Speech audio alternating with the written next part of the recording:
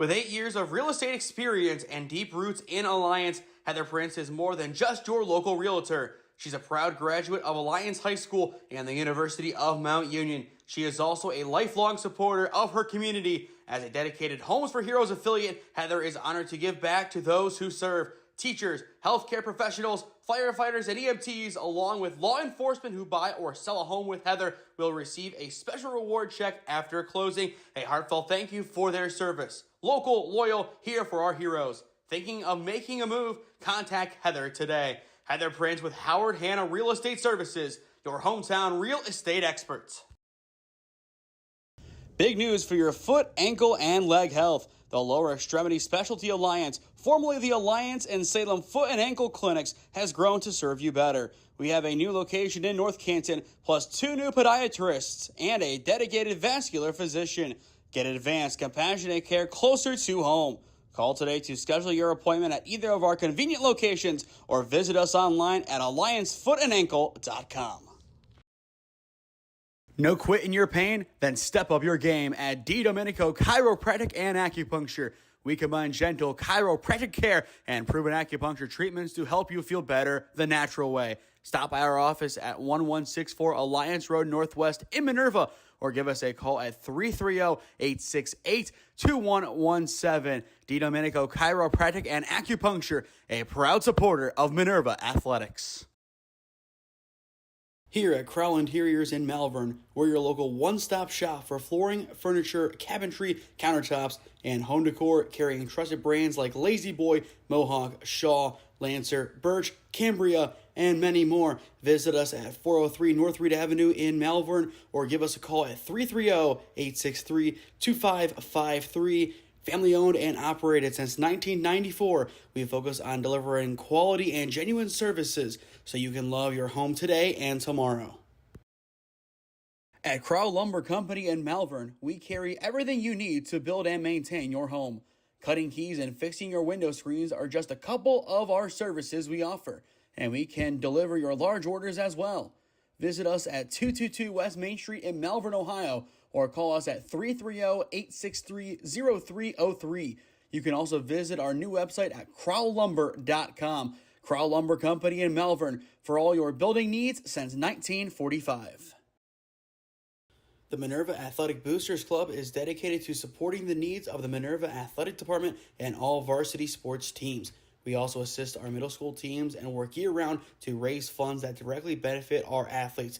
Whether it be providing new uniforms for varsity and middle school teams or providing scholarships for our athletes as they move on to their next chapter, we do a lot to help support our beloved Minerva Lions. Join us for our major events such as our reverse raffle in September, Super Bowl squares in February, or our St. Patrick's Day dance in March, or join us for any of our 9 meetings this year starting in September and running monthly through May at 6 p.m. at the high school library. We invite you to attend a meeting or event and see how you can make a difference for our athletes. Go Lions!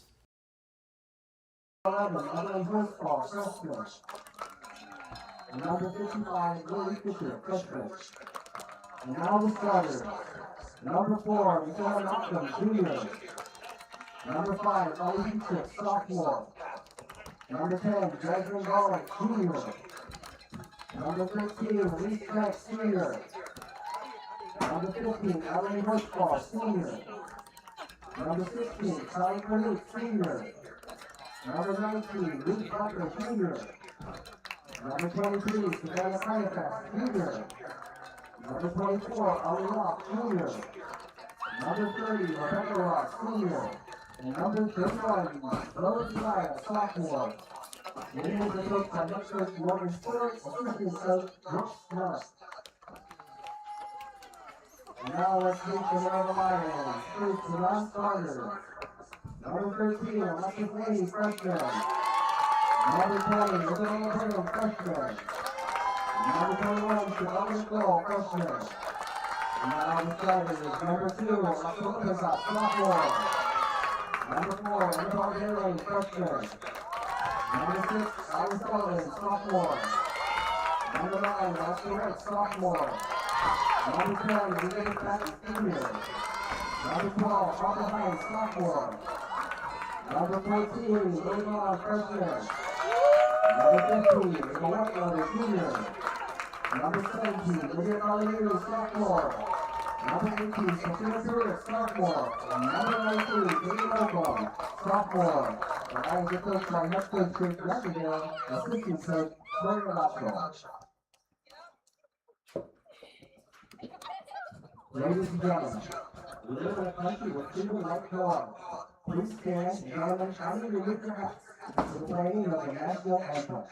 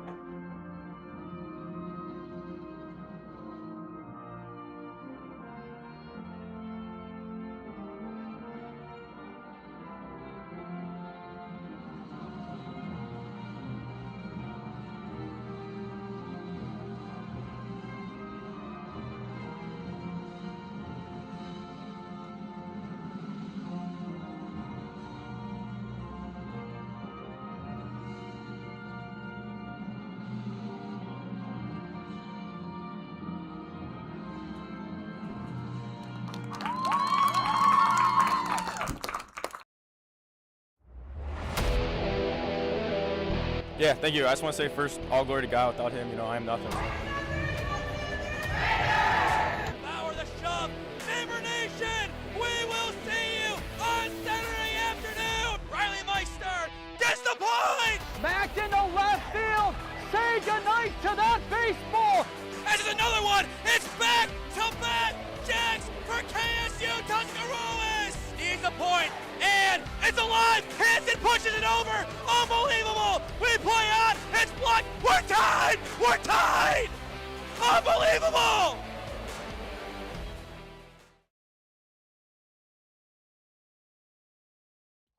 On the final day of August, it is a hot summer's day. One of the last times we can say that in 2026.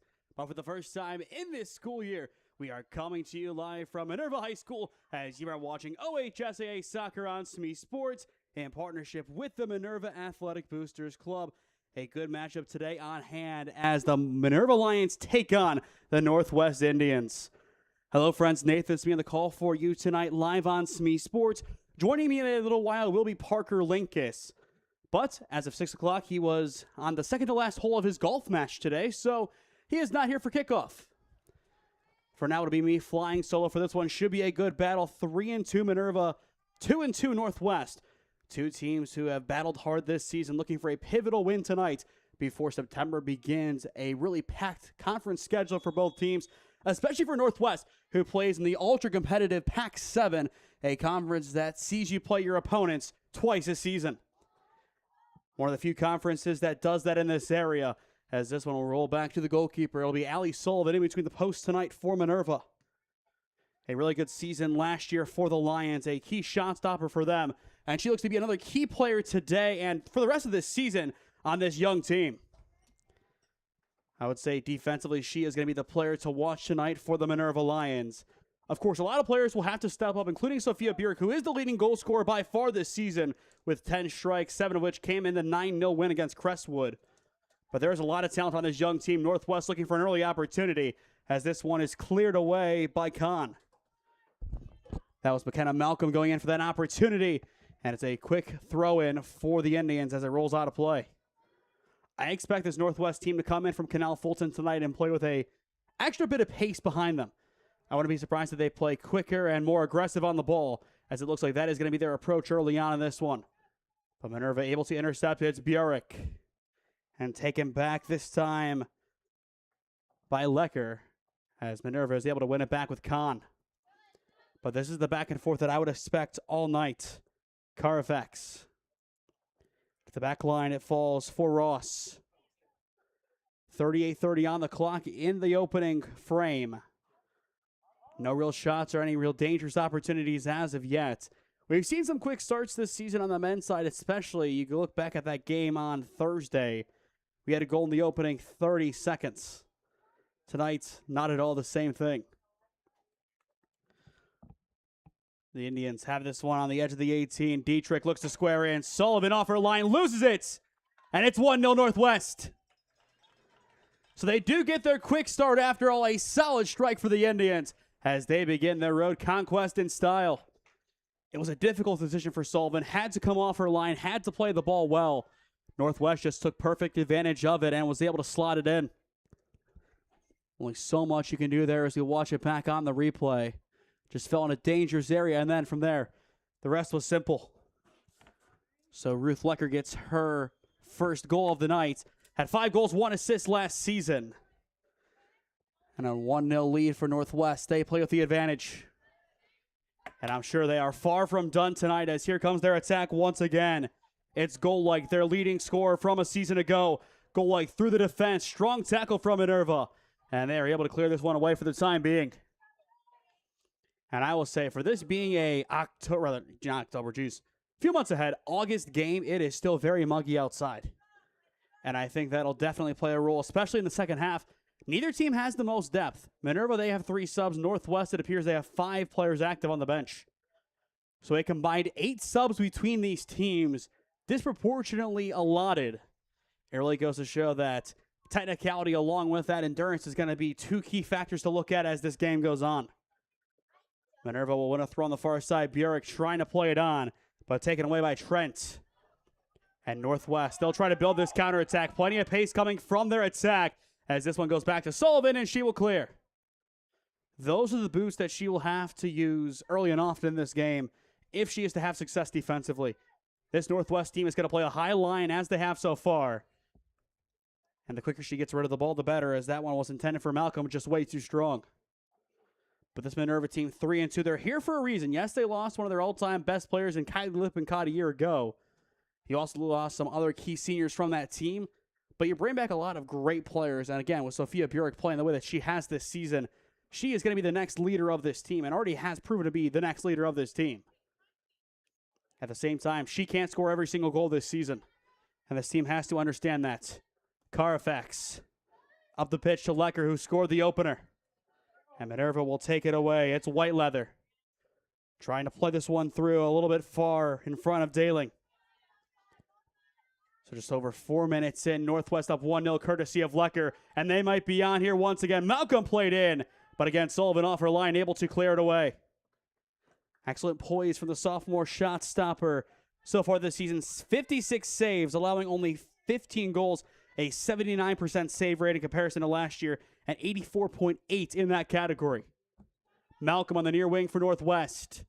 And nowhere to go. White Leather plays it outside the 18. Lecker takes it back for Northwest as it'll ping back to Goal-like. If I'm the Indians right here, I'm going to play more of a possession-based game. You're up 1-0.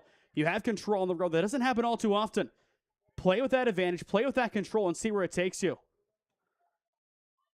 But I think they're also going to be aggressive, especially in a 1-0 game. This can flip on its head quickly. It's a quick start, yes, but that is not necessarily an indication of where this one is going to finish, as this one is booted away. It'll be a Minerva throw on the far sideline. But I will say, since I've gotten here at around 4:30, I think I've really gone through a whole round of paper towels just trying to keep the sweat away. It is definitely a warm one tonight. I believe in the 80s today. But I do believe by week's end it'll be a lot cooler as we head into Labor Day weekend. But it'll be interesting to see how these teams play now. Of course, there might be a slight skill difference between now and October, but with the weather, right now it's going to be brutal to have that fitness be at an all-time high in this heat and humidity. In October, it's a little bit easier. Marginally, but still easier. And fitness is everything in this game. I would say in every sport, fitness is everything. You go back to our Alliance Marlington girls basketball game this past winter, as this one, is it a penalty? Depends where the foul came. It could be. But going back to it, if Alliance had more than 5 players, they probably could have gotten a better result in that game. But now we go here, 34-13 on the clock, and this could be Minerva's lifeline. So based on the set, it will be a penalty. A massive opportunity for the Lions if they play their cards right. And it was but Sophia Burek to stand over at 10 goals, 2 assists this season, had 15 goals and 3 assists in all of 2025. And she has a chance to equalize right here. It's Burek versus Horsfall. And it's saved. Horsfall saves it. And it'll remain 1-0. What a save from the shot stopper.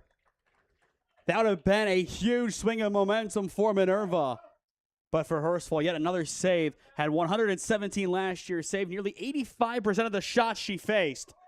And there's a reason why she is the number one in between the sticks tonight for Northwest. An outstanding save for the Indians, as that was an easy chance that really could have flipped this game on its head. But Minerva, that's their wake-up call. I think this is where they get more aggressive. Lippincott up the wing, looks to pick up Batten. Numbers getting forward for the Lions as this one rolls out of play. And now Northwest will begin to make some changes. But a huge penalty kick given up and a huge save from Horsfall. Not the first penalty save that we have seen this season. In fact, we saw one a week ago in the Southeast versus Marlington girls soccer game in Marlington's home opener. 2 penalties faced for Metz. She was 1 for 2. But the first one was the big one. It was a very similar set, potentially a turning point, albeit it wouldn't have tied the game up.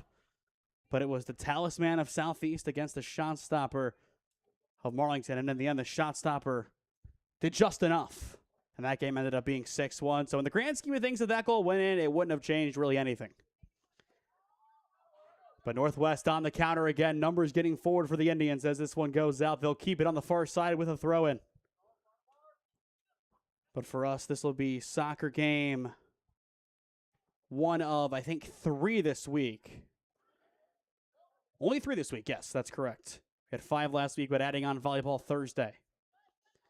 And funnily enough, all of our soccer games this week will involve the Minerva Lions. Tomorrow, the only one not involving the girls team, as the boys take on Alliance at 7. So 32-15 on the clock in the first half. 1-0 Northwest, courtesy of Lecker.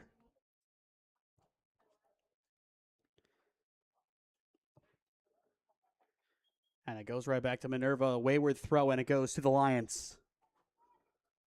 And again, with this rotation, I'm kind of surprised to see an early sub from Northwest.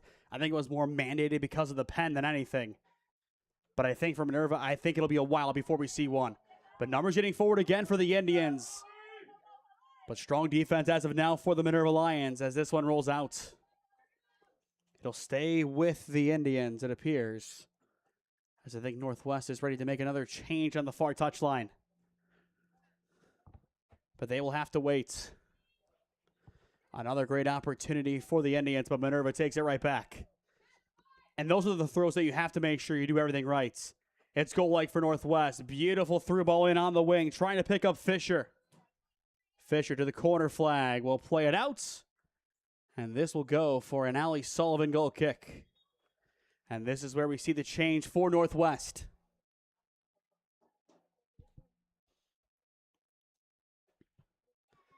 So 31 minutes on the clock in the first half. 9 minutes in a 1-0 setting. Still a very competitive game, and I think one that will stay competitive for its duration.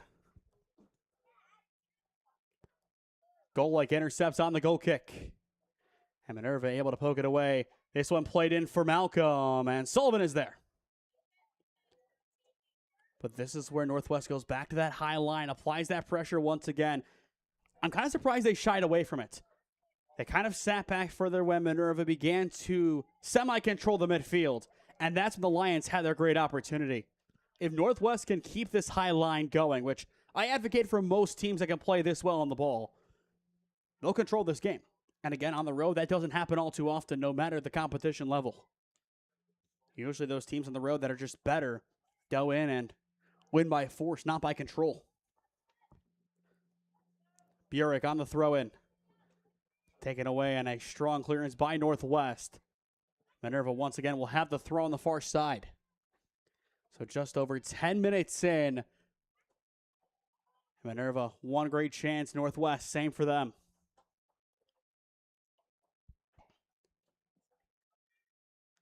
This Minerva team last year, 9-7 with a couple of draws added on.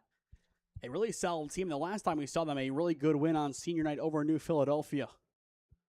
Ended up bowing out in the playoffs in their first matchup, but had a really tough draw with St. Clairsville. Only so much you can do with that OHSAA tournament draw. This one thrown inside the 18-yard box, intended for Burek, but it'll fall for Horsfall. I would say on the stat sheet, one save for her tonight as things stand. And Northwest looks to build from their defense and play it over the top. Beautiful through ball intended for Malcolm. Malcolm can't get on the end of it. Sullivan clears it for now. Still in a dangerous area for Northwest. They're going to take the long shot. Sullivan just past her. And it is going to go just wide. It'll be a corner. But what an opportunity that was for Northwest. That was a long shot again from Lecker, who looked to get on a brace. Instead, Northwest remains up 1-0. And I mentioned it the first time she did it. Expect Allie Sullivan to come off of her line consistently tonight. I'd be surprised if there would be a 5-minute increment where she stayed on that line. I'd be shocked if that happened. Again, based on this pressure we've seen from Northwest, it's going to be a tough night for Minerva, but one that's manageable. Corner played in, going back post. Headed away for the time being, still in a dangerous area for the Indians. And this one will go to the top corner of the 18. And now whistle blows. I believe it'll be Minerva with the free kick. So a really late whistle on that play, but that's why you always have to mark that back post. Anything free on that side, maybe not in the high school game, but collegiately or on the pro end of things, it's a free header. And those are some of the most dangerous opportunities that you will get in this game. Lippincott on the near side for Burek. Burek trying to take this to the defense. Roth takes it back for Northwest. And a strong clear. White able to get it up the pitch. Northwest, beautiful head on. Great opportunity brewing again on the near side. It's Essel with the space looking to cross in, and no one's home. I will give this Minerva back line some credit. Yes, a lot of crosses have come inside the 18-yard box. A lot of chances have been created for Northwest, but 90% of them have ended with the defensive line stepping up and making a play, whether it be the fullbacks or the center halves. Both have stepped up and made plays tonight, even if it really won't show up on the stat sheet as Sullivan picks this one up again. It's the little things that pass the eye test in soccer, and I feel like this is one of those sports where more things than others would go unlisted because of the nature of statistics in this game. Another chance here for Northwest as this shot is sailed wide. But again, that pressure on the backside, it forces a bad shot. You're not going to see that on any stat sheet. That's just not a stat that is calculated. But without that pressure, it's a free ball in, and essentially it's a free goal. I'll go back to a Man U example yesterday with Licho Martinez.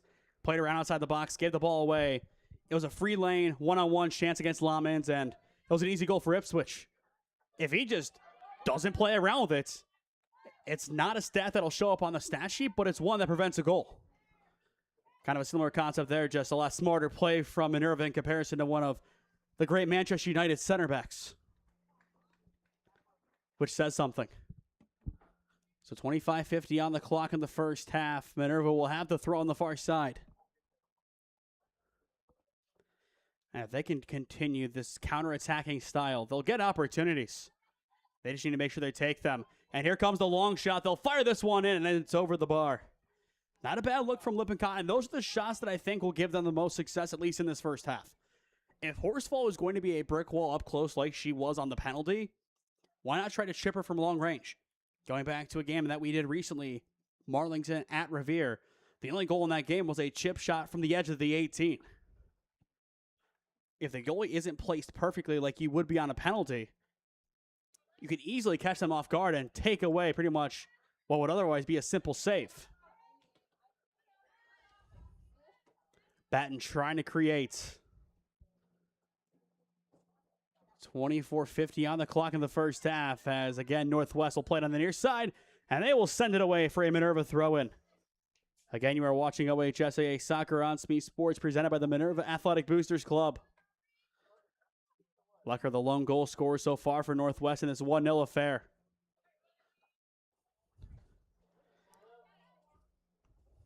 Kahn played on back, a sprayer towards Sullivan, and again is able to clear her lines. This Northwest team just continuing to send the pressure, this time on the far flank. Dietrich played on, squares it across. It's for Malcolm. Malcolm a chance to make it 2-0, but Sullivan falls on it. McKenna Malcolm has made so many great runs in this first half. That one wouldn't have done anything anyway, as this will be a free kick, but still, it's another thing that won't show up on the high school stat sheets. Maybe professionally those runs will, but it won't otherwise. Creating off the ball, getting in those open spaces. You feel that, assuming one of her teammates can pick her up onside, she's going to be on the stat sheet tonight with a goal.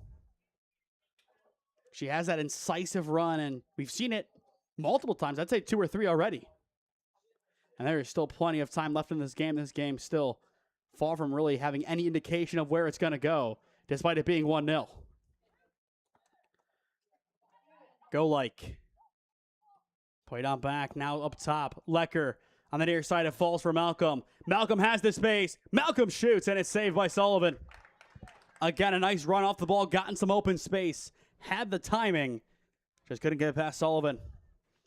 And a lot of that was not enough power behind the shot. Lippincott winning it back for Minerva on the near side. 23 minutes now on the clock of the first half. Lippincott up the center of the pitch. Now out wide, Burek. Numbers getting forward for Minerva once again. Burek trying to cut this one to the top of the 18-yard box. Squares it across and cleared away. Had Daling played in, just couldn't connect. And Northwest takes it once again. Malcolm laying it off for Essel. Up again to Malcolm. And Malcolm has the space, once again getting creative on the ball this time. And she bodies her way through the defense. Malcolm plays it in, not enough power behind it. That was just more technicality than creating off the ball. And that is a name, again, that we are going to keep going back to as long as those plays continue. Go like. Good block in the middle by Hying.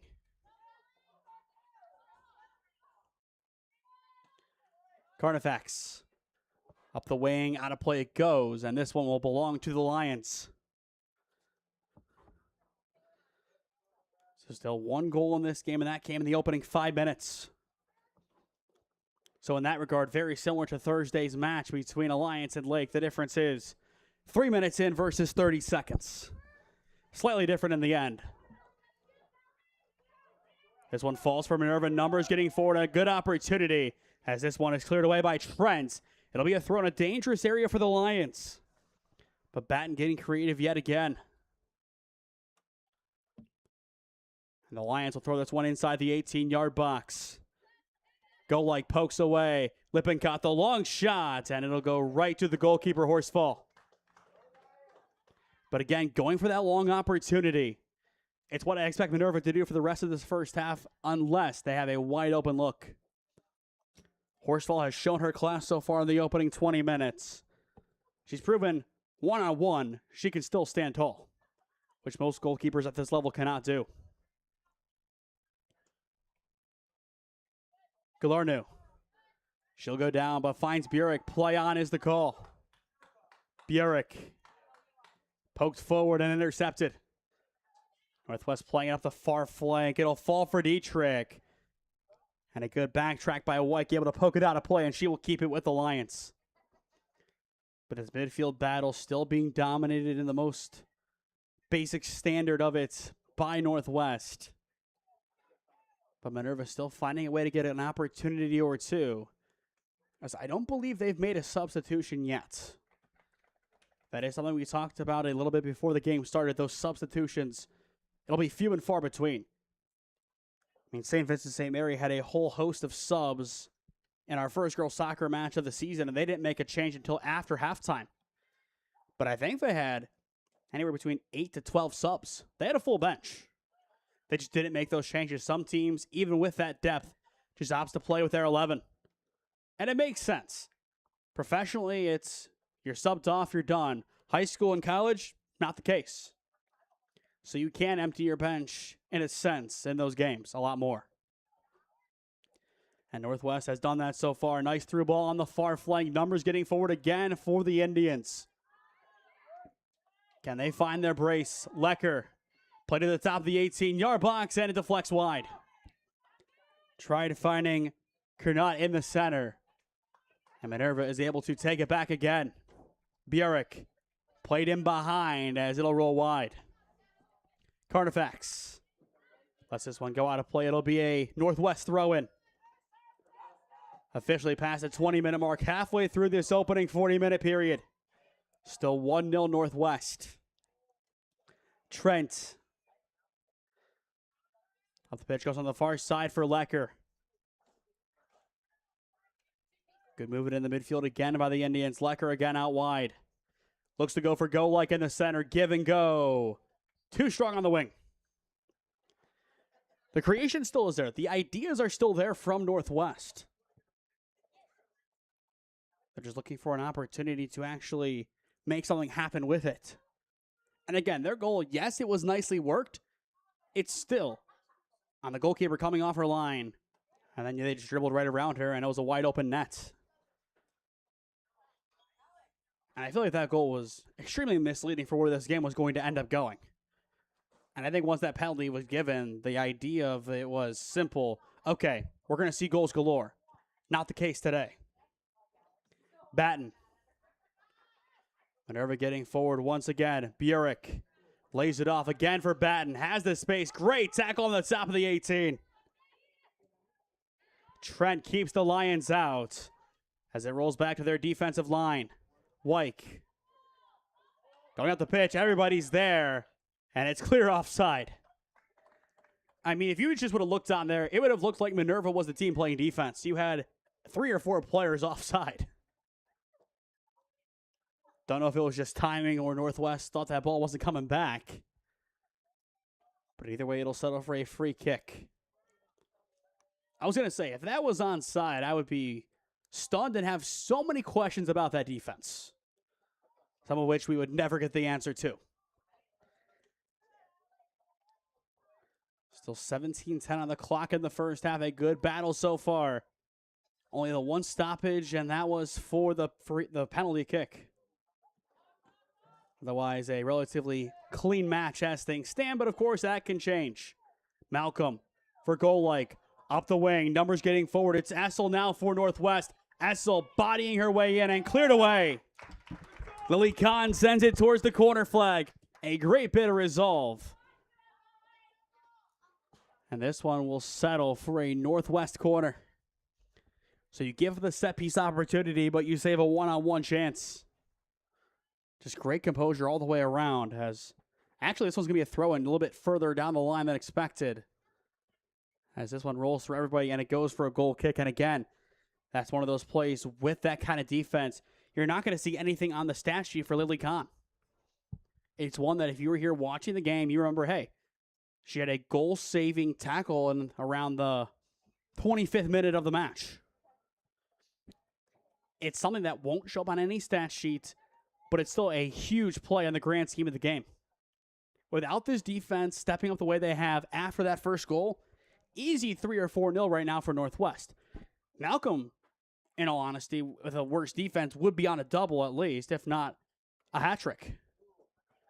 The opportunities have been there. And for Minerva, a lesser defense, they'd have a few goals of their own, at least one. And probably one would be the parting line as this one goes out for a throw. Coming up this week, tomorrow, it'll be Minerva versus Alliance Boys Soccer at 7. Followed by Minerva versus Alliance at Alliance as Sullivan picks this one up. So Alliance Minerva the next 2 days. First one here for the boys. The girls on the road at Rock Hill.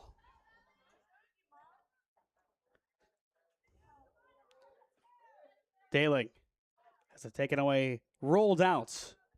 It'll be a Minerva throw-in on the near side for Galarnu. Galarnu finding Batten. Steps up the wing, trying to find Burick.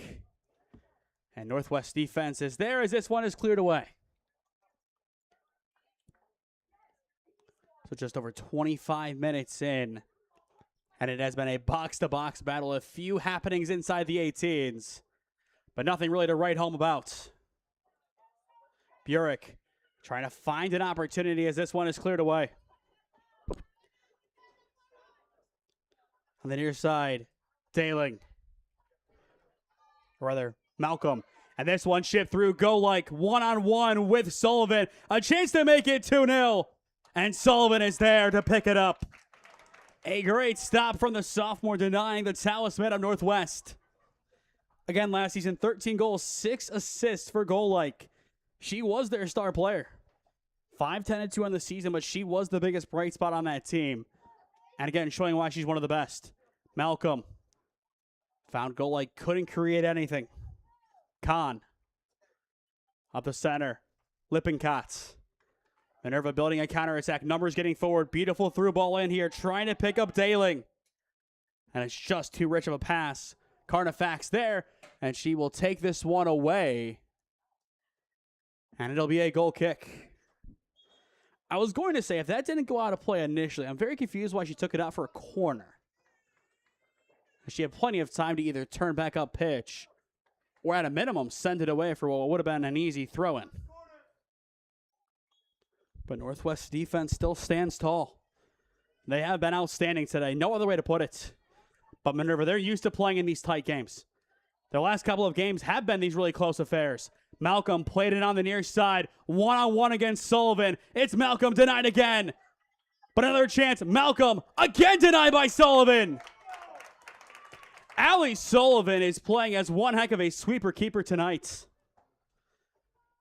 I can't name any other goalkeeper in this area, men's or women's, who plays the way she does.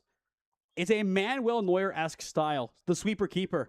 A dead brand, really, in the professional game. Neuer really the last one to be that good on his feet. I would say Martinez, I guess. But the way that Sullivan's playing, it reminds me of a prime Neuer coming off his line often in some big games for not only Bayern, but for Germany, and making those saves. It's not easy to be a goalkeeper, but you look at the technical ability, too, from Sullivan. Everything that you're taught to do, get big, go out, challenge the ball. She is doing that perfectly tonight. The one goal, still a blemish, yes. But with somebody else between the posts, as I've said already, this could be 2, 3, 4, if not more, for Northwest. And it should be. If there was XG for this game, I'd say they'd be expected to have scored around 3 goals by now. If not more. And we are less than 30 minutes in. It just goes to show how strong Sullivan has been along with her defense. Really impressive work from this Minerva defense after a rocky start. And they're the reason why the Lions have a decent chance to get back into this game, even if it is just for the draw. You would take that in a physical game like this. You'd take 1-1. But you're not playing for the draw. You're playing for the win still, and you still have around 50 minutes to make it happen, 10 of which come in this first half as it's cleared away for a throw.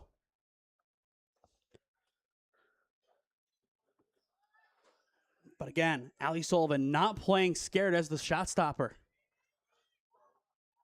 If Minerva can use that kind of energy that she is bringing to the table, you have all of a sudden a big rally cry and a great way to get back in this match. Burek played just too far behind. White Leather back up the pitch. DeGoya playing wide, picks up Kernatz. Goal like chips on the wing, trying to pick up Lecker, and again, Sullivan is there. I'll say it again because we said it in the first 5 minutes, and I'm proud of how I predicted it. Expect her to come off of her line early and often.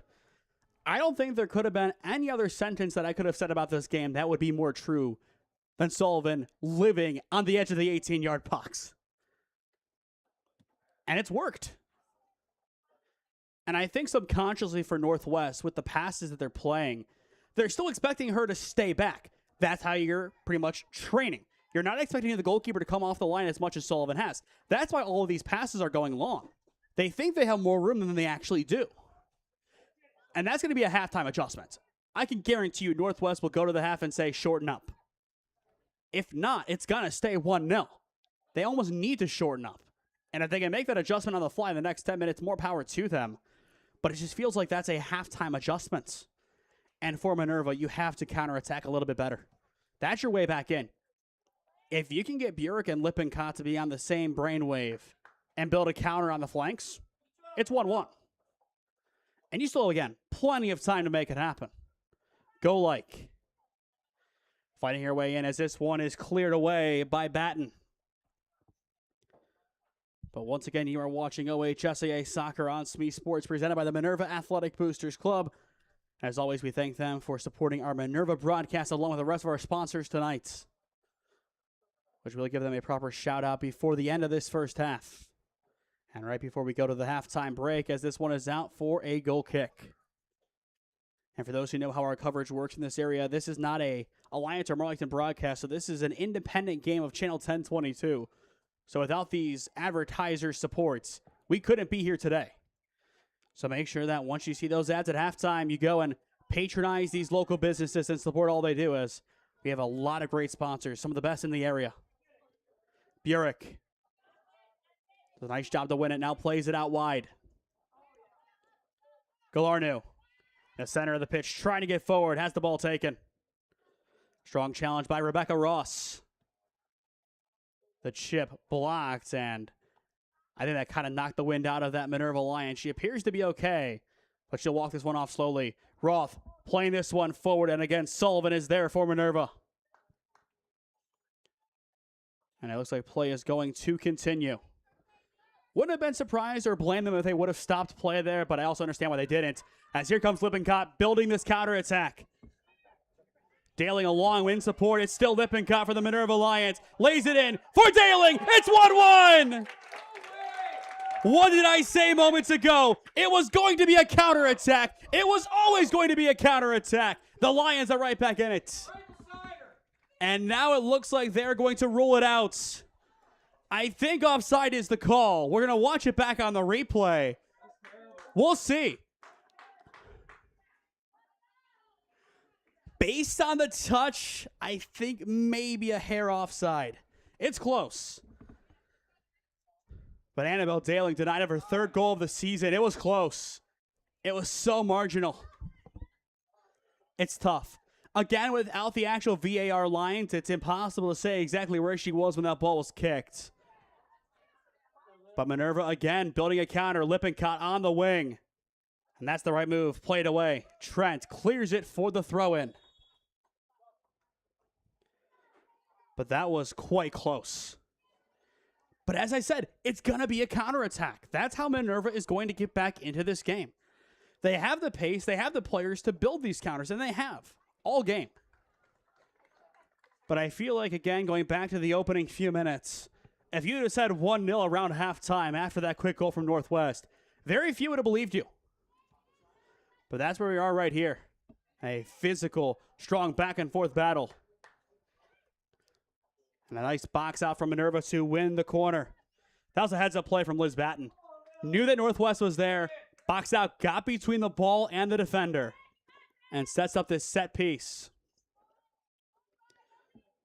It'll be Alexa Lippincott to take for the Lions. Corner played in, and it's cleared away.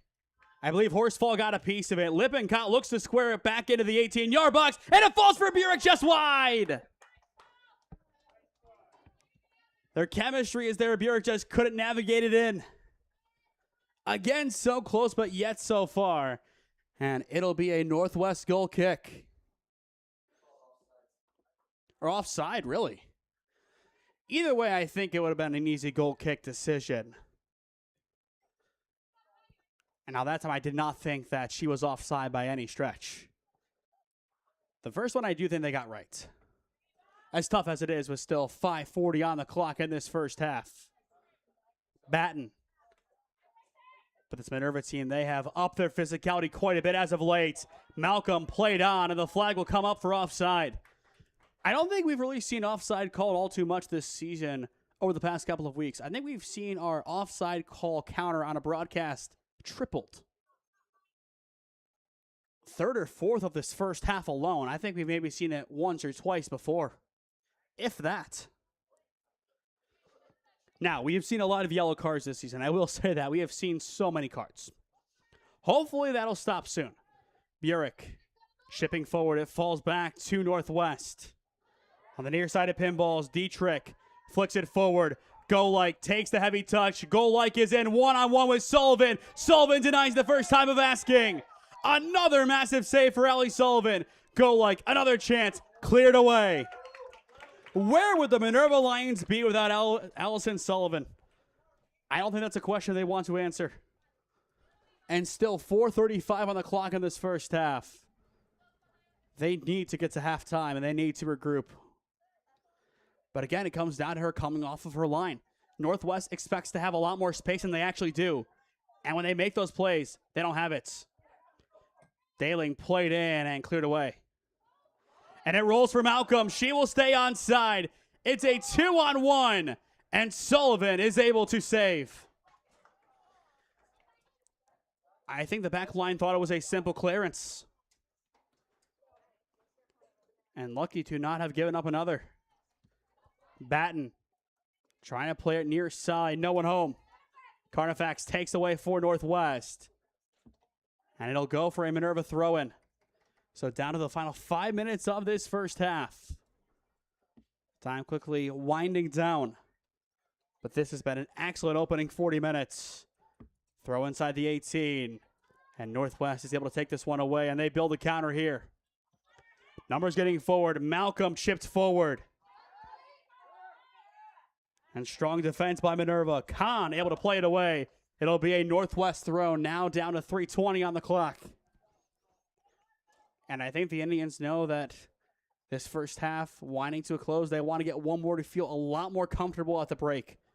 Not perfect by any stretch of the imagination, but a solid first half from Northwest, characterized by an opener within the first 5 minutes.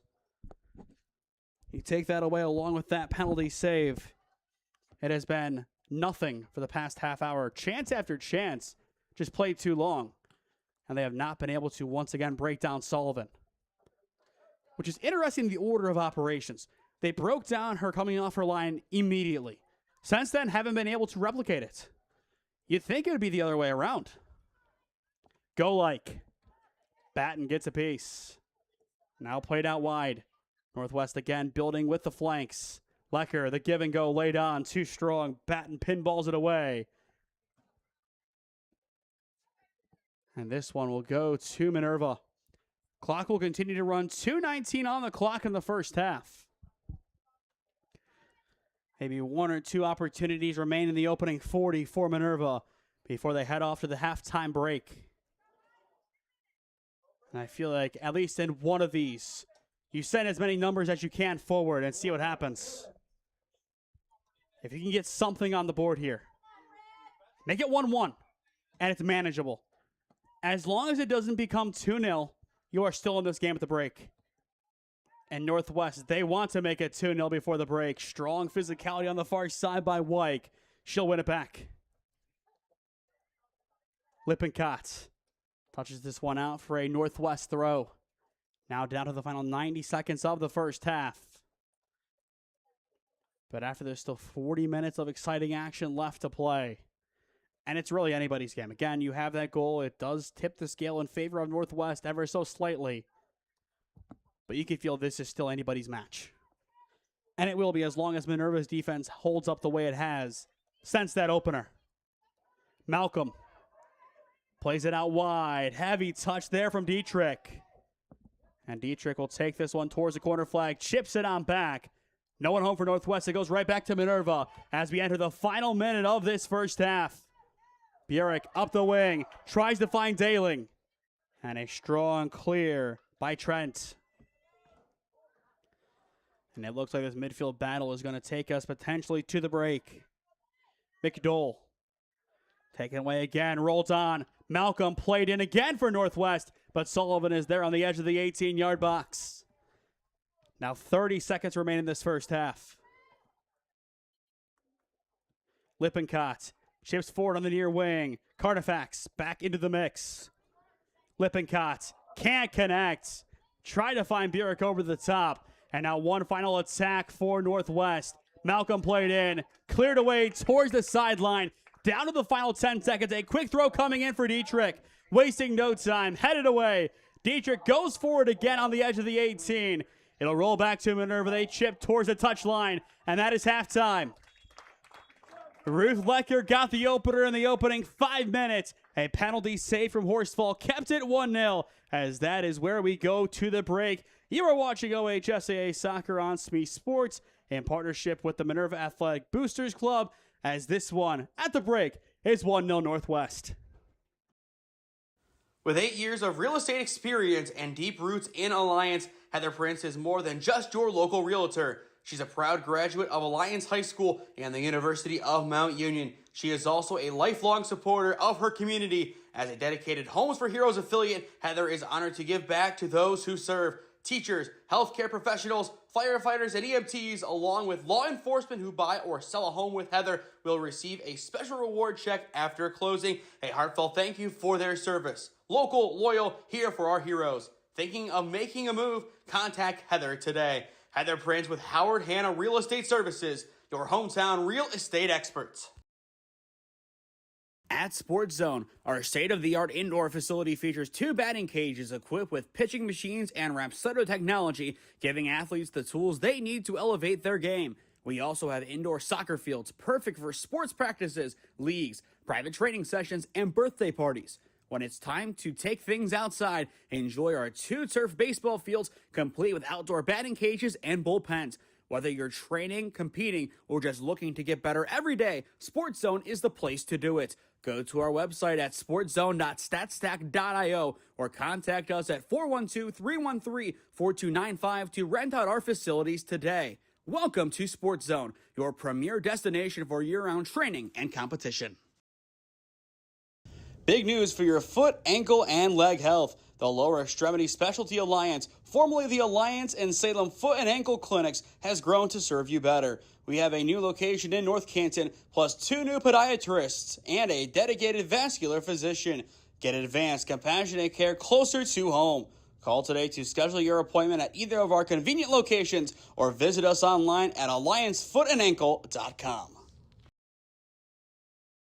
No quit in your pain? Then step up your game at D. Domenico Chiropractic and Acupuncture.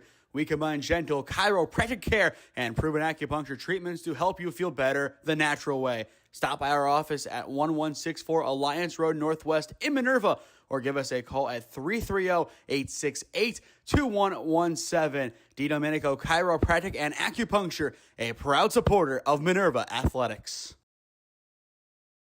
Here at Crowell Interiors in Malvern, we're your local one-stop shop for flooring, furniture, cabinetry, countertops, and home decor, carrying trusted brands like Lazy Boy, Mohawk, Shaw, Lancer, Birch, Cambria, and many more. Visit us at 403 North Reed Avenue in Malvern or give us a call at 330-863-2553. Family owned and operated since 1994, we focus on delivering quality and genuine services so you can love your home today and tomorrow.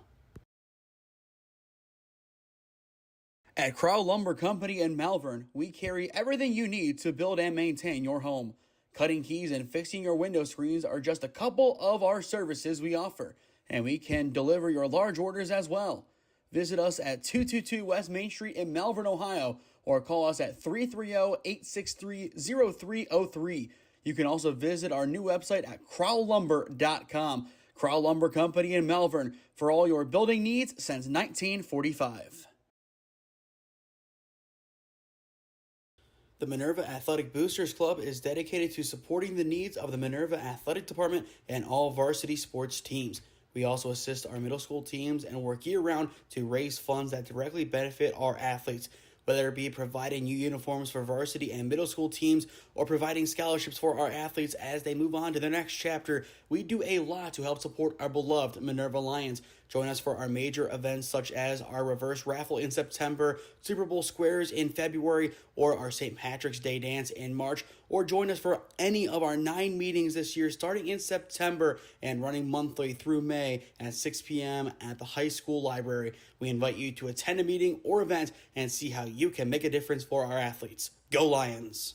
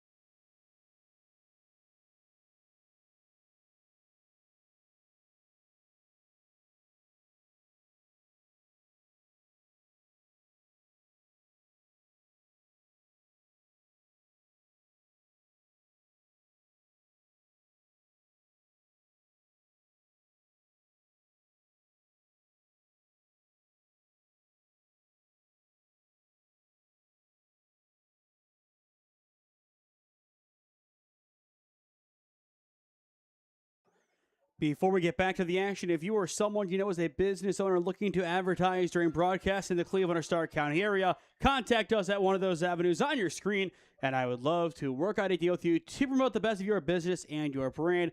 Thank you to all of our advertisers for today. Heather Prince of Howard Hanna, Lower Extremity Alliance in Salem, Dr. Dina Minico, Crowell Interiors, Crowell Lumber Company, and our broadcast presenter tonight, the Minerva Athletic Boosters Club. It takes a village to make these broadcasts possible. So as always, we thank them for their continued support, especially of our local Minerva Lion athletic coverage.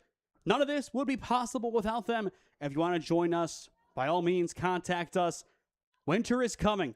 Not just Game of Thrones, but on SmeeSports, winter is coming. I think 2 months from tomorrow, we might be beginning our Tri-C basketball coverage. It might be a few days after that, but winter is coming very, very soon.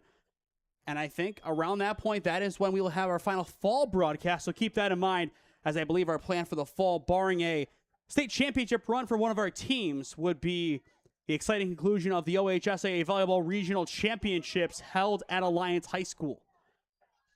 So I think that'll be around, I have to think here, logically. I think Halloween would be the last day of our season then. I think. But either way, for those just tuning in, Minerva down 1-0, courtesy of a Ruth Lecker goal for Northwest in the opening 5 minutes of the match. The Indians wearing their road whites, Minerva wearing their home red and white stripes. But a lot of opportunities for the Minerva Lions. They did have a goal ruled out for offside. So they have been in this game. They've had their opportunities. Just still looking for a way to make this 1-1. And a big reason why it's 1-0 as of right now is Allie Sullivan. Without her tonight, this Minerva team probably down 4 or 5-0. She has been outstanding, playing a unique style. Again, the Manuel Neuer brand of goalkeeping is nearly gone from the game, with the exception of Emmy Martinez. She's bringing it back. She is playing as more of a sweeper keeper, and it has worked well tonight for the Minerva Lions. That'll keep them in this game, but their offense needs to get going. The midfield needs to control the game a little bit better, and those are two big keys to victory going forward. You control the midfield, you counterattack well. Odds are you're going to like where this game goes. And you look at their last couple of games, as that's where the success has come. They've played in tight, scrappy games. They know how to compete in these environments. Malcolm plays it out for Lecker, the lone goal scorer tonight. Lecker crosses in, nobody home, back post.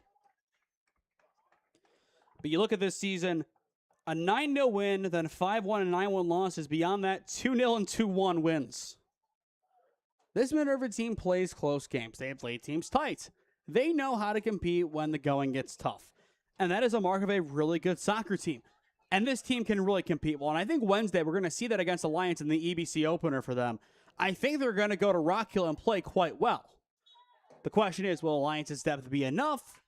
Remains yet to be seen. We'll save that one for Wednesday night at 7 at Rock Hill.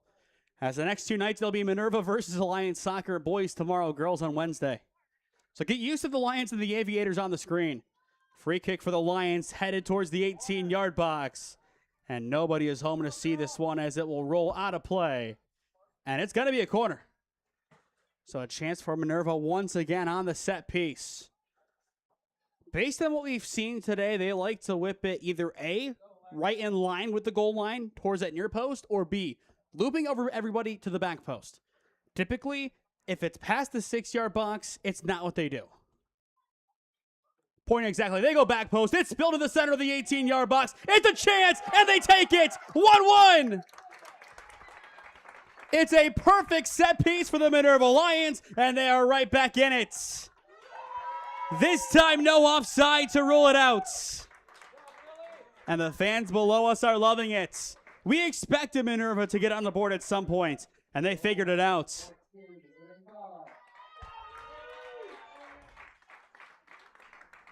I believe that ended up falling to Lily Kahn. So that's her first goal of the season, second goal contribution. Again, just got spilled from the goalkeeper. Horsfall couldn't hang on. And that's the chaos that those long balls were going to potentially create for her if Minerva kept up with it. This time it's on a set piece. And now at home in a very comfortable and familiar environment, this Minerva team can take over. But Malcolm on the counterattack. Northwest might be in here. Malcolm, heavy touch back to Sullivan. And I will say, not to spoil player of the game, If Minerva wins it, Allie Sullivan has more than a great case to be player of the game. But still plenty of time left. And that goal from Lily Kahn, it's huge. But this is why we say don't go anywhere. You never know in the beautiful game what is going to go down. That's what makes soccer such an outstanding sport to watch. I know recently with some of the blowouts that we've had, we've mentioned the Istanbul-Liverpool game from 2005 hundreds of times. That classic 3-0 comeback in the second half. But this one, this is your classic back and forth. And as a Man U fan, for once I can say we had a 1-1 game at the half and we ended up winning 5-2. So anything's possible. I'm actually happy we won a game for once. That was a beautiful watch on Sunday afternoon against Ipswich. We're winning the league. Lippincott takes the free kick, whipping up the pitch. And Northwest nearly spilling it away. Burek gets a piece of it. And it'll go for a Northwest throw-in. But Northwest's defense started to be caught sleeping almost.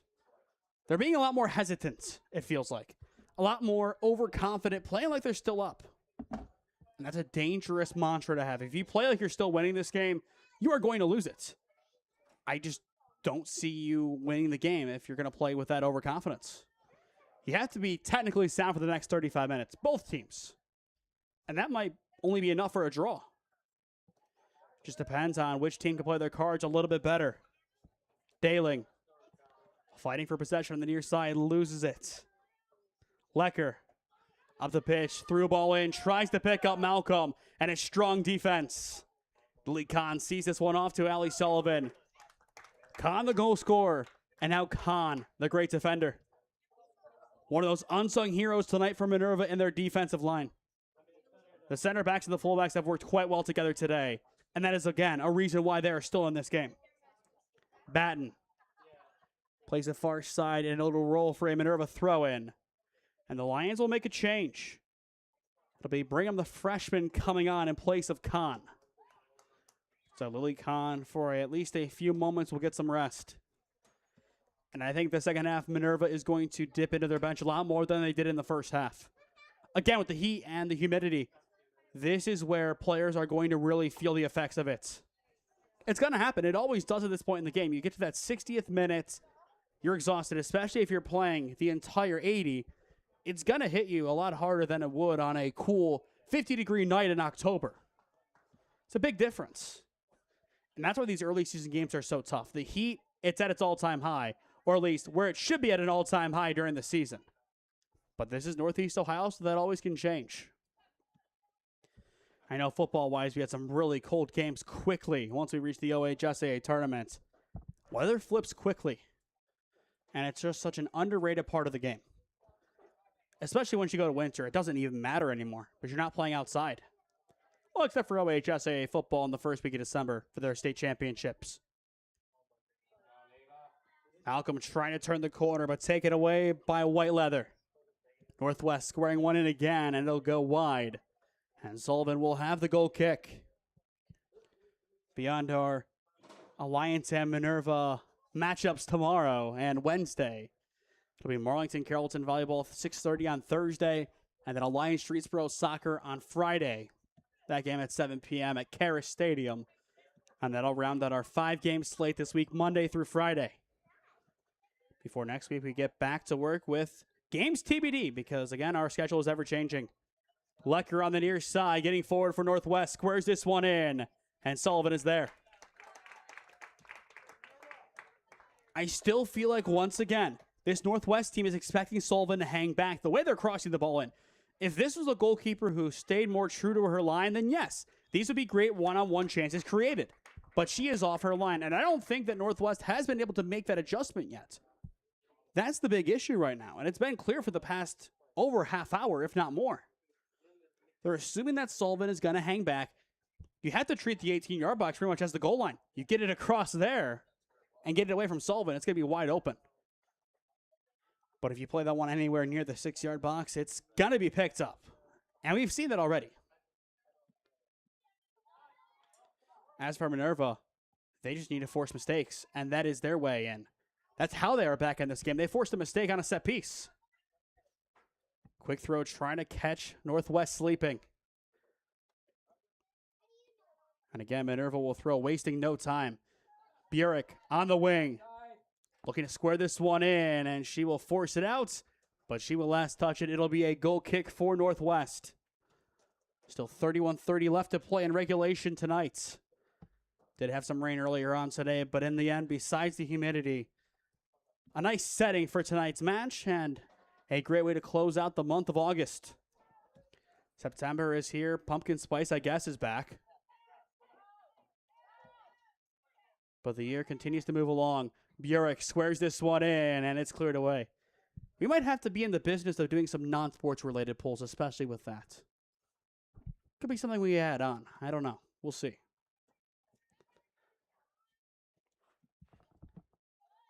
This throw-in gets inside the 18-yard box, and it's cleared away. But Minerva is really trying to create these opportunities with the throw-in. And again, it's become more of a modern tactic, I feel like. It wasn't as prevalent 10 years ago, but teams, if they are at least close to the 18-yard box, they'll treat a throw-in as a pseudo corner. They'll throw it in like they're placing the corner. And it works for some teams.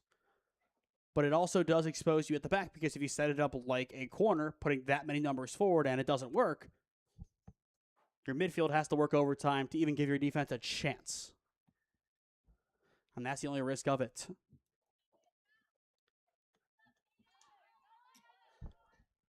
.30-10 on the clock. Still 1-1. Lecker with one and Kahn the other. Can the Indians find the go-ahead goal? And they'll have a free kick on the near side. But they need McKenna Malcolm to be a figure in this game again. She has been making great runs all night. Somebody has to step up and find her on one of those overlapping runs. Jasmine Golick, one of those key players again that has been a key player over the past couple of seasons. If she can step up at some point here, Northwest has a prime suspect as to who would be the assister for that go-ahead goal. The pieces are there. They have an idea of what they need to do.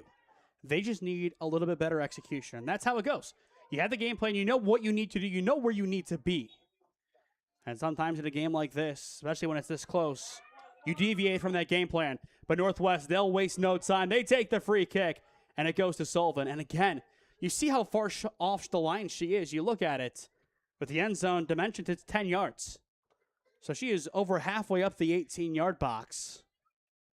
It's a lot further up than 90% of goalkeepers play. And I seriously think that's what's messing with Northwest and their passing. I just think they haven't adjusted and they're not used to it. It's a weird thing not to adjust to, but in the grand scheme of things, it makes a lot of sense.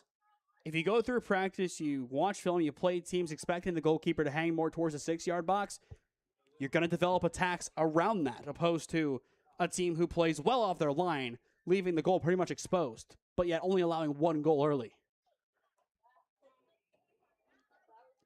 And this is where the tactical nooks and crannies of the game really come out and are shown. It's a great aspect of the beautiful game, don't get me wrong, but it gets into some really deep side tangents and some really deep thinking about the game. Galarnu. Chipped forward for Lippincott, and Lippincott has to body her way through, but keeps it. Minerva building an attack on the near side, played on through, nobody home. And Northwest is able to clear this one away for the time being. Lecker getting through the near side, heavy touch, it goes for Kahn, and Kahn will play it out for a throw. On these counters, Minerva has to play it safe. They can't get over aggressive and try to play this one back up the pitch, get it out, give up the throw, get back to work. You have, I would say, one of the better defenses in the area if tonight is any indication of how they can play as a team. Rely on it. And again, if we're looking at similar opponents or opponents in common, Northwest should have been heavy favorites tonight. They lost by 2 to West Holmes. Minerva lost by 8. Big difference. Great chance building here for Northwest. It falls for goal-like, and it's wide. But those are the opportunities they need to create. They need to find their best strikers. And they have great attackers. I know striker isn't usually a term used at the high school level, but find those goal scorers, a goal like a Malcolm who's making those great runs inside. And yes, I will continue to use the striker terminology because, again, I'm a purist for the game that is called football, but in America, it's just soccer. It's still football. I'm sorry. It just is. Sullivan gets a piece of it, punches it away. And heavy pressure anyway from Northwest. I think if she didn't get there, it would have been a free kick anyway. But Northwest, they will hold it. Lecker plays it back for Rebecca Ross. Long shot taken here. And it falls right for Sullivan. Still, those passes come in. I would love to see how many times the ball is going inside the 18-yard box tonight from Northwest. It has to be substantially more than Minerva. But yet it's 1-1. The Minerva attack forcing mistakes again. It'll be a throw for Alexa Lippincott. And it's played out. So another throw, this Minerva team. They've been quick on their throw-ins this second half. Dialing played in as this one is cleared away.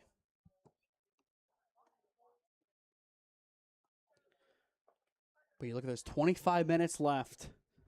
Both teams scoring quick in the respective half in which they scored. And you get to a point where you might not be surprised to see this one end the way it is. And at points in the first half, I did say, okay, Minerva, I think, would be okay with 1-1. But I don't think either team, as of right now, based on how this game has actually played out, I don't think either team would be happy with 1-1. I think 2-1 is what's expected from both teams.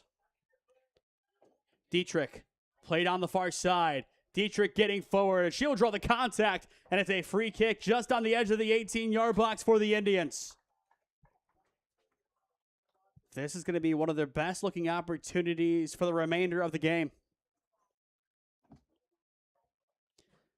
Can they take care of business?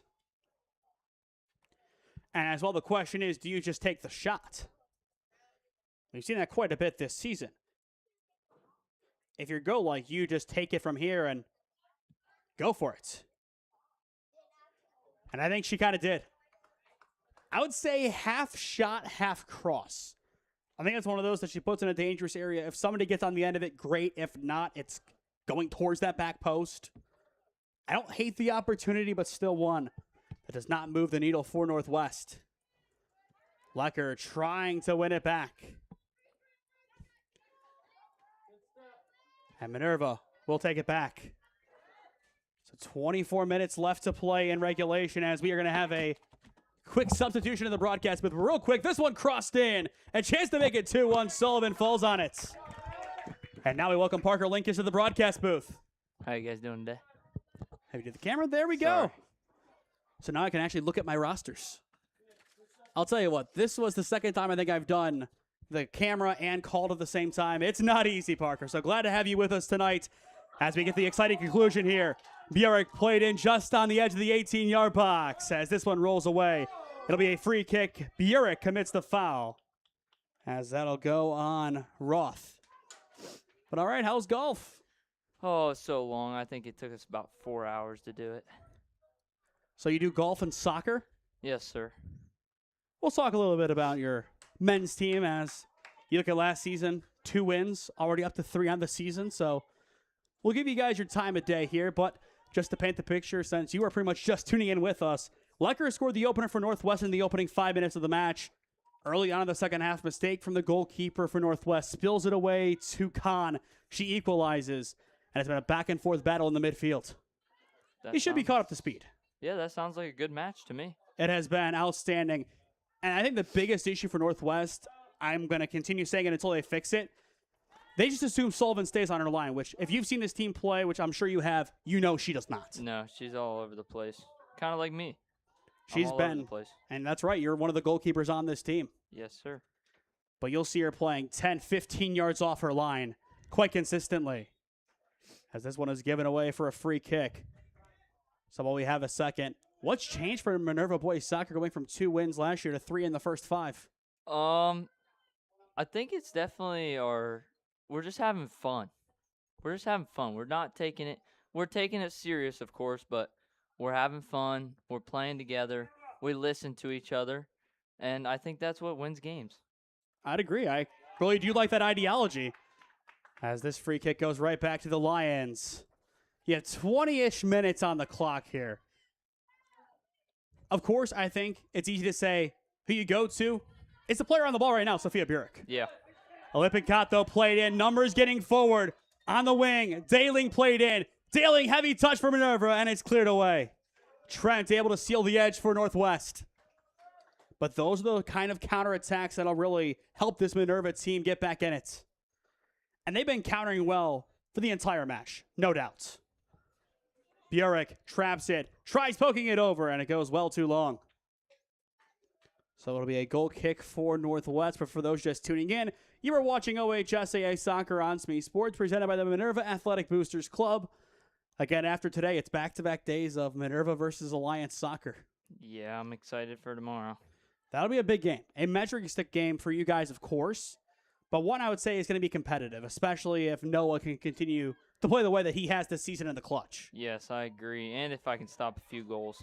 That'd be nice, too, I'm yeah, sure. 100%. Burek has this one poked away. And Northwest is able to get it off of a line and out for a throw. And it'll be the Parker battle tomorrow. It'll be you versus Parker Woods in a way. Yeah, I'll take him on. I'll take anybody on. I will say in their last game, they did score in the opening 30 seconds on Lake. Well, I hope that doesn't happen today.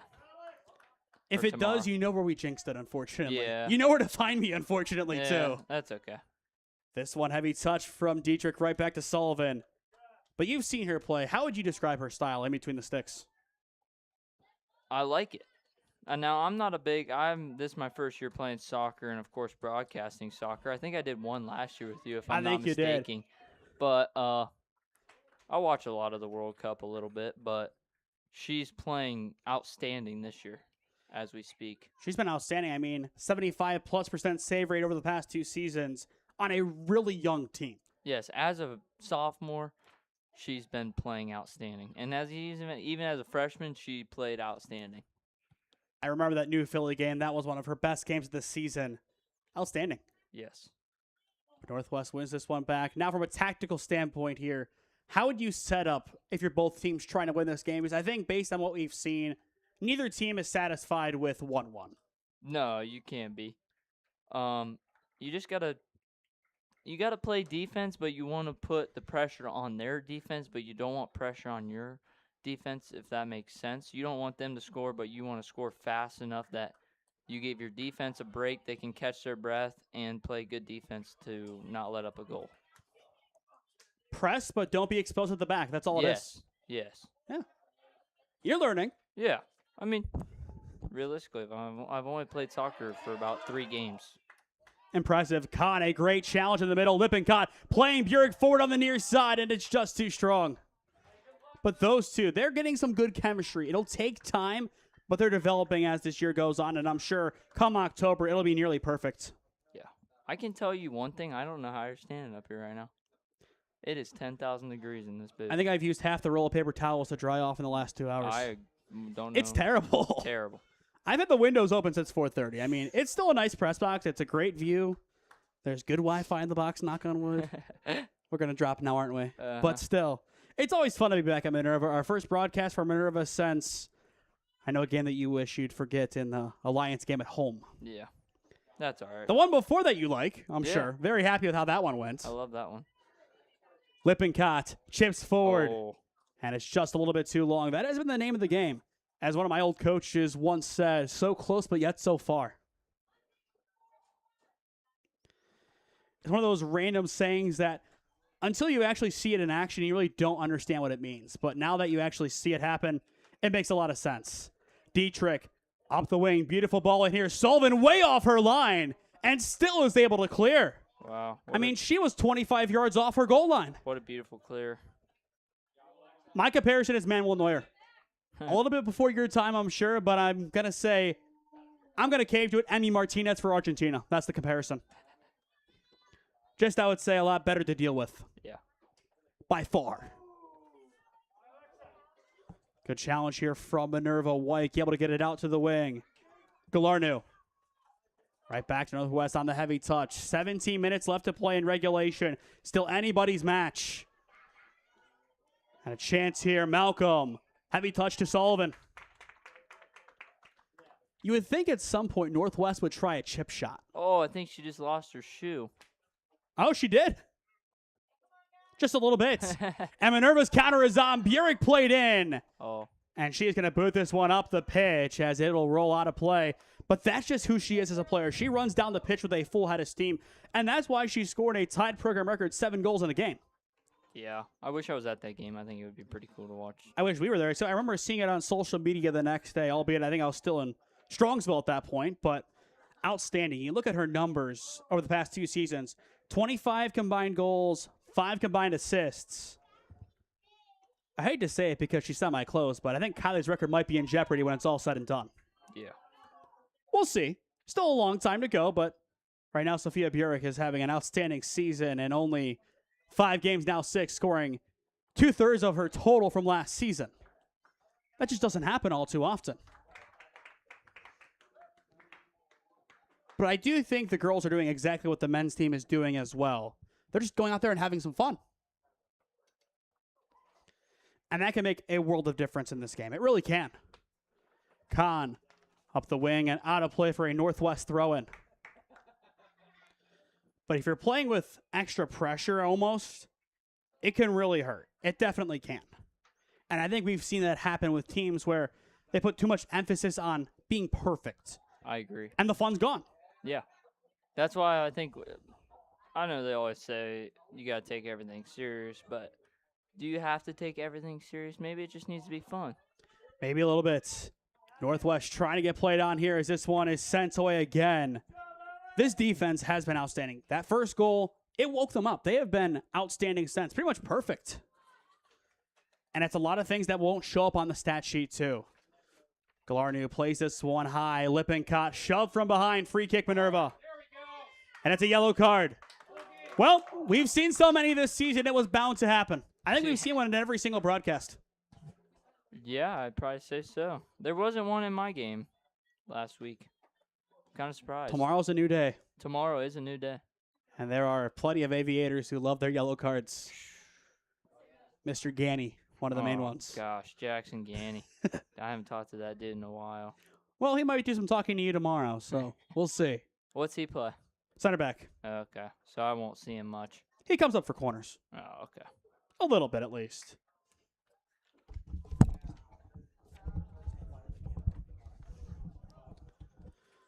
$14:30 left to play, so less than 15 minutes off of Lippincott's hand. But again, as we've seen called more and more frequently, if the hand's on the body, it's not an extension, it's not a handball, which I do like that. I feel like it's something that hasn't been enforced as much, which is good. And I think that's a World Cup change too, where they kind of define a handball as the hand being an extension of the body. Northwest looking to get in here once again. But Minerva says not so fast. They clear up the pitch. Burek fighting for it. And it's played right back to Minerva. Dailing taken away by Trent. But those are the passes that if Minerva has a little bit more forward, could really hurt them. And this could hurt Northwest. Heavy pass from Lippincott, too far in front of Burek. But it will sky on back. It'll settle with Holcomb. Another chance for the Minerva Lions, who really have been the more aggressive team as of late, in my opinion. Northwest has been pressing, but they have been a little sloppy with their press.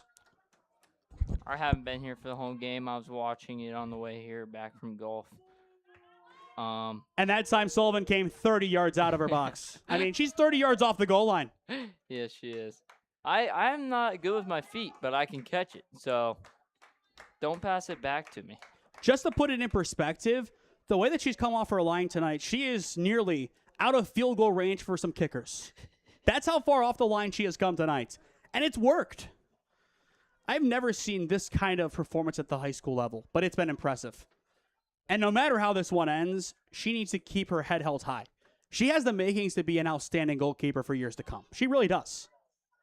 And I think she will be. She has the intangibles. That's huge. Holcomb loses it back to Northwest. Goal like. Here she comes again. And that's the right move. Let it go inside the box and pick it up. I thought she was going to punt that one for 40. She could. She was close, too. But I'm really a big fan of how she has played. As a former goalkeeper myself, I would never have the guts to play the way that she has played tonight. I didn't know you played goalkeeper. Until I was in middle school. Played for a long time. I see. And I will say my big flex, I did get to play with a couple of Bay Village state champions. So, of course, Bay Village, one of those big Division III programs up in Cleveland for soccer. They're just known for being good. They're like a Revere or down here in Marlington. I see. Marlington's pretty tough this year. They, of course, had their biggest test on Thursday on the road in Warren, taking on Howland. Oh, is Howland good? Oh, Howland's always good. I've never. That was their only regular season loss last year. And Goal Like might be in. Driving through the entire defense. It's only Sullivan to get past. Goal Like will score. 2-1 Northwest. And at long last, the Indians find the go-ahead goal. And, of course, it's their talisman. At some point, you just kind of knew that she was going to leave her mark on the match. She is just such an outstanding player for Northwest. Nothing Sullivan could have done there. Just dribble through everybody. And then just put it in. 2-1. And the pressure back onto Minerva to get back into this match as they fight for 2-2. They always say goals come in too. So Minerva's got to stay strong. They also say a 2-goal lead is the most dangerous lead in all of sports. Northwest trying to get it in again. Lecker lays it off. A chance for a brace, and there it is. 3-1. He called it perfectly. Back-to-back goals. Lecker now on the double. I mean, I couldn't have called that any better. So Lecker a brace. Goal Like the go-ahead goal. And the Indians, up by 2, are nearing the 3 points. That's how you play counterattacking soccer. It's poetry in motion for Northwest. Something clicked. That's all you can say. Something clicked. Lecker, she wants a hat trick tonight. Plays this one in. A chance for 4-1. Sullivan that time able to clear it. What changed? I'm thinking we're getting a little bit tired. I think the heat is huge. Yeah. You were out there playing golf. Yeah. Did you feel performances dip towards the end because of that heat and humidity? Yes. It happens. See, I'm not making it up. No. You feel it. When you're so used to golfing in 72 degrees, and now you golf in 90 degrees. It's 80s today, but with that humidity, it's 10 times worse. Oh, it feels like 100. Feels like 100. I mean, it felt nice at like 7 in the morning, and then walking to class at 8, and then you get out of class at 11. It's terrible. Yeah. Well, the rain was okay. Yeah, the rain did felt nothing, good. though. No. If you weren't out in it, it didn't flush anything from the atmosphere or anything like it's supposed to. Hopefully tomorrow night's a lot nicer. Yes, 100% I agree. If not, I'm getting bit up by a bunch of bugs at Rock Hill. No, that's 2 nights from now. Okay, we have 2 nights to clear up Yeah, I before. was about to say, you're here tomorrow, aren't Yes, you? we're here tomorrow. I'm getting a little ahead of myself. Yeah. Who do you have on Thursday? Thursday, we're inside. Wednesday, it's going to be the girls' soccer game for Minerva at Alliance at Rock Hill. Oh, okay. The thing is, our broadcast hut is in the grass, in the mud. The bugs love it. It works for us. There's power. But unless you have a ton of bug stuff, it's not pleasant as Goal Like places one right to Sullivan. Me and Sullivan both rock the purple jersey and pink gloves. I love it. I did want to make note of that. I do really like that uniform choice. I know. It's kind of tough, ain't it? And I will say when I played goalie, I was either 00 or 99. Oh, I'm 6'7". I didn't get to pick it, though. So I saw that, and I figured you picked it. No, I just figured you picked it. Can't yell at me. I cannot for that time. Nope. Another cross in as Sullivan dives on it. Good stop. Yet again, Ruth Lecker, you're already on the brace. She wants that hat trick. Yeah. And I feel like for the next 9 minutes, she is going to do everything in her power to get the hat trick. Can you blame her? No, this is where if you're Northwest, you be aggressive till the clock's hit triple zeros. You go be aggressive. Slam the door shut. Yeah, go get you another goal. And that's an issue that we've seen with teams where they just sit back. Now you go back to Saturday with Owens against Tri-C. It was 2-0 for a while in that match. They still scored 2 more. Yeah. They kept the pressure on Tri-C on the road, and they were able to easily win that game. Of course, Tri-C, they lost all but 4 players from their prior roster. That was a big part of it. You also were facing the OCCAC goalie of the year from a year before, and you were still able to score 4. It's that pressure. It's huge. Burek on the near wing. Getting the space and now looking to build the offense. In the center, Batten picks up Lippincott. Minerva building this counter. And it goes right back to goal like. Okay, we got to get back on D here. This is what I'm talking about. Our Through ball defense put is in. getting too high. The high line can work, but only when the midfield is working in conjunction. And we've seen that again. You go back to the first 15 minutes of the Revere-Marlington game. Revere played the high line. Their midfield supported. When the midfield didn't support, they dropped back. And a chance to make it 4-1 once again. Sullivan tips it. I think they're going to say goal kick, so she just didn't get a piece of it. But either way, really close. And again, it's Malcolm. She has made so many great runs tonight, and if she doesn't get on the stat sheet, she should really feel hard done by because she has played an outstanding game. But again, it's not going to show up on the stat sheet. Yeah. That's what happens most of the time. Hard work doesn't show up on stat sheet. The nice thing for you as a goalkeeper, saves do. Yeah. That shows up. Yeah. But you don't have actual match ratings like you would at the professional level, which she'd have probably a 7.5. The only reason I'm not saying 8+ is because she didn't have any goal contributions. I agree. Otherwise, I think 7.5 is about fair because 6 is the base. Burek on the near side. Does Minerva have some late game magic in their locker? Wouldn't be the first time. Batten on the edge of the 18. Tries playing in. Northwest skies it out wide again. And the Indians will seal the edge. It's Dietrich. She'll let it go, and it'll be a Minerva throw-in. Running out of time, yes, but you still do have 6.5 on the clock. You score quickly here. Hey, It's all systems go. goals coming too. You've already seen that once. Lippincott throws inside the 6-yard box. It goes through. I think that's going to be a corner. She didn't touch it. Goal kick. Wow, I thought I thought she made contact. No, I thought the girl made contact. Yes, on the kick. Yeah. They missed. Wait, that hold one. on. I don't think anybody from Minerva even touched it. Yeah, I'm kind of confused. I thought Northwest touched it. Yeah, I thought they did too. Either way, goal like King Company. They build another counterattack as this one rolls out. I feel like for Northwest, I can say right there, ball don't lie. Yeah. But you can't play like that. You have to play down by 2 with that chip on your shoulder. Batten. Beautiful through ball off the wing, trying to find Burek, and it's just too strong as this one is booted towards the press box. We got to work on the touches. Heavy touches tonight, girls. I'm always getting yelled at for heavy touches, and I don't even do touches. Tell me how that makes As a sense. goalkeeper, you need to be good on your feet. I did have a coach who made me learn foot skills and made me a decent technical goalkeeper. Very grateful for that in the grand scheme of things. Again, Northwest played on, and again, it's Allie Sullivan. Again, near 30 yards off her goal line. Beautiful through ball. Lecker played in. She wants the hat trick, and Sullivan denies her. Northwest, though, go for the 4th, and it's going to miss wide. Sorry for the people watching. I got stuck. I couldn't move fast enough. My wrist didn't move fast enough.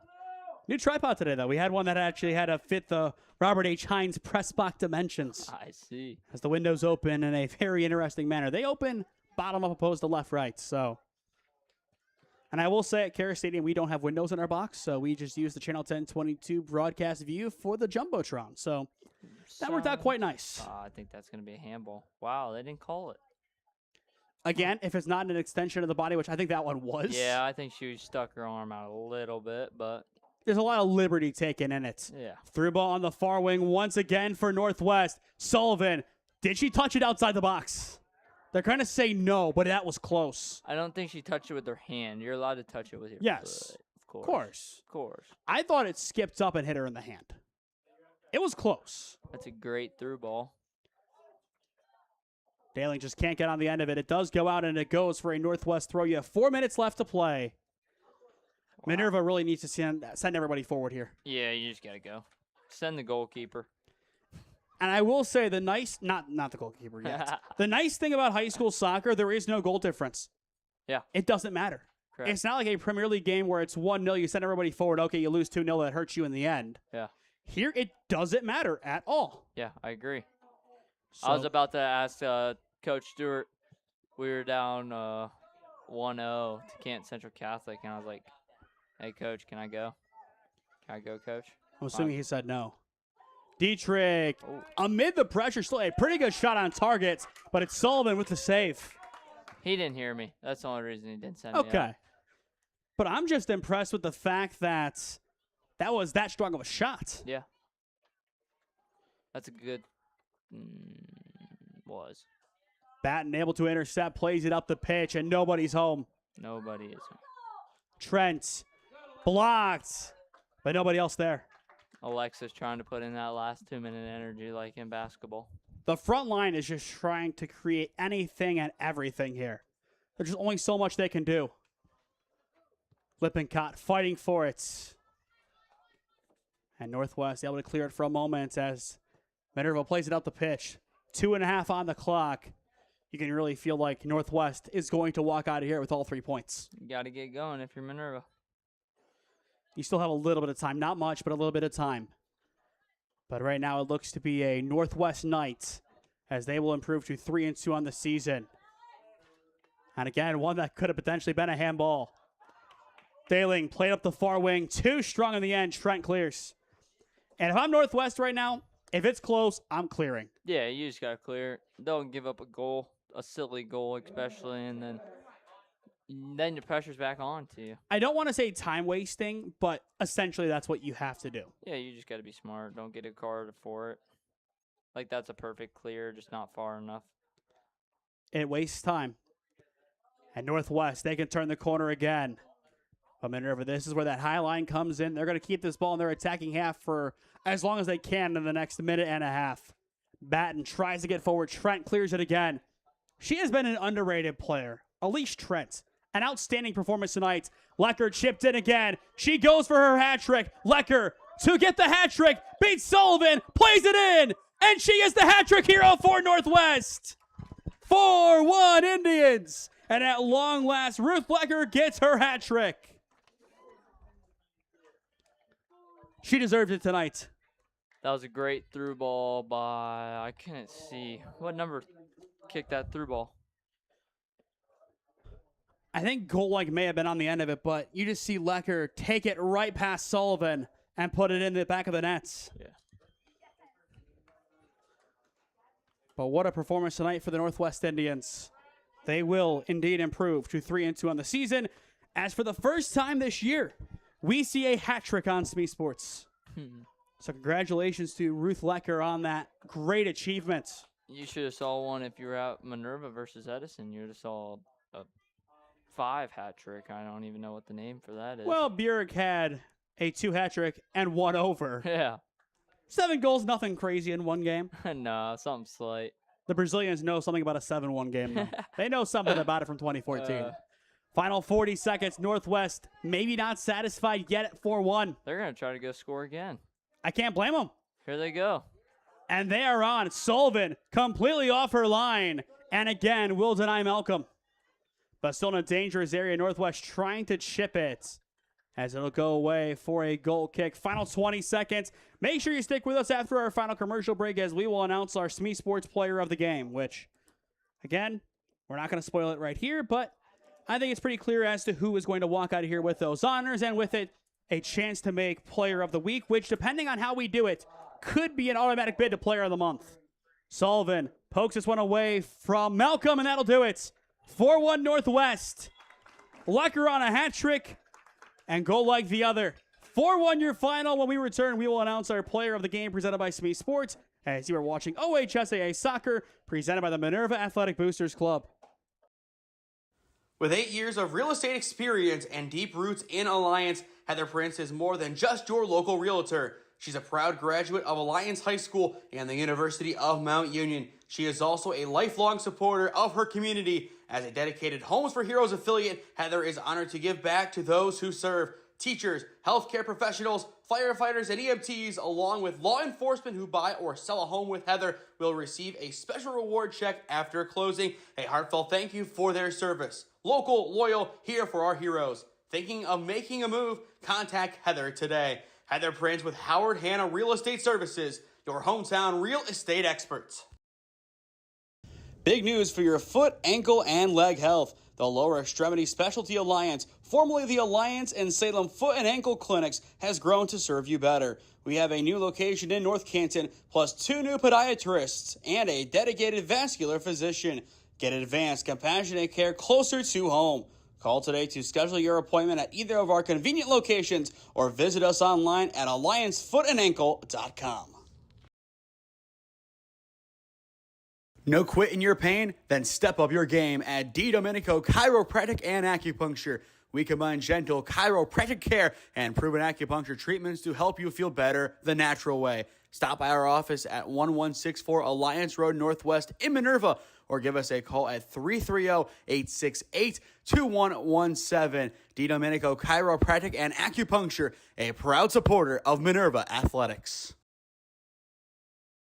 Here at Crowell Interiors in Malvern, we're your local one-stop shop for flooring, furniture, cabinetry, countertops, and home decor, carrying trusted brands like Lazy Boy, Mohawk, Shaw, Lancer, Birch, Cambria, and many more. Visit us at 403 North Reed Avenue in Malvern, or give us a call at 330-863-2553. Family owned and operated since 1994, we focus on delivering quality and genuine services so you can love your home today and tomorrow. At Crowell Lumber Company in Malvern, we carry everything you need to build and maintain your home. Cutting keys and fixing your window screens are just a couple of our services we offer, and we can deliver your large orders as well. Visit us at 222 West Main Street in Malvern, Ohio, or call us at 330-863-0303. You can also visit our new website at crowlumber.com. Crowell Lumber Company in Malvern, for all your building needs since 1945. The Minerva Athletic Boosters Club is dedicated to supporting the needs of the Minerva Athletic Department and all varsity sports teams. We also assist our middle school teams and work year-round to raise funds that directly benefit our athletes. Whether it be providing new uniforms for varsity and middle school teams or providing scholarships for our athletes as they move on to their next chapter, we do a lot to help support our beloved Minerva Lions. Join us for our major events such as our reverse raffle in September, Super Bowl squares in February, or our St. Patrick's Day dance in March, or join us for any of our 9 meetings this year starting in September and running monthly through May at 6 p.m. at the high school library. We invite you to attend a meeting or event and see how you can make a difference for our athletes. Go Lions! Well, welcome back to Robert H. Hines Stadium. 4-1 Northwest, your final tonight. The Indians improved to 3-2 on the season. Your SmeeSports player of the game, of course, Ruth Lecker, our first hat-trick hero of the season. I was impressed with how she played, but you saw those final 10 minutes, Parker. You just saw how Northwest finally got it to work, and they finally clicked and figured out how Minerva's defense worked, and they exploited it. Yeah, they played the through ball perfectly. Our defensive line got up to the 40-yard line, 45, and the back left corner, she saw that every time and played the through ball right to her every time. I will say the biggest issue for the first 70 minutes, I think Northwest just assumed that Sullivan was going to stay on her line. They assumed and played every ball like she was going to stay inside the 6-yard box. They didn't adjust for the remaining 12 yards inside the 18. They finally adjusted, and it worked.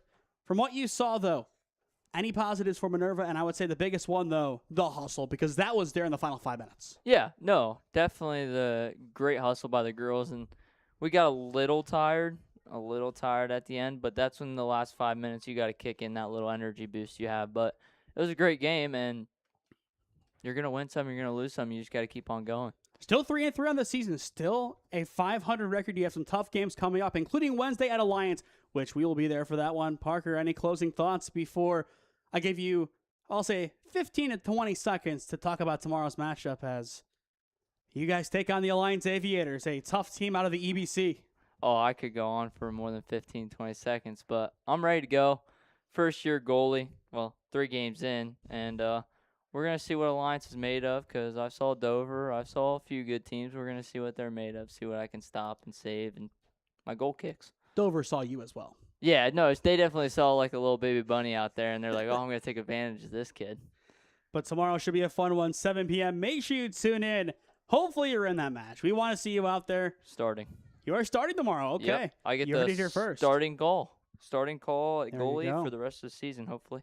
We've already seen Parker Linkus earn. Did we give you player of the game honors for that Minerva Alliance game? Yeah. I think we did. So Yep. You want to go back and get another one. Yeah. Hopefully. I'm going to bring the Minerva chain if we win, so you can see me rock that. All right, a lot of strong comments from Parker. Thank you for showing up.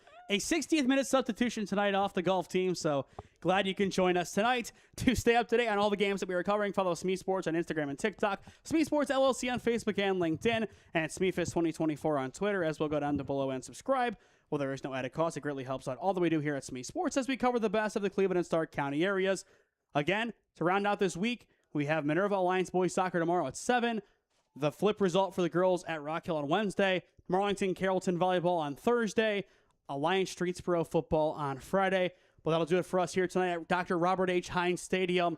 For Parker Linkus, this is Nathan Smee signing off as you have been watching OHSAA Soccer on SmeeSports in partnership and presented by the Minerva Athletic Boosters Club as this one finishes Northwest 4, Minerva 1.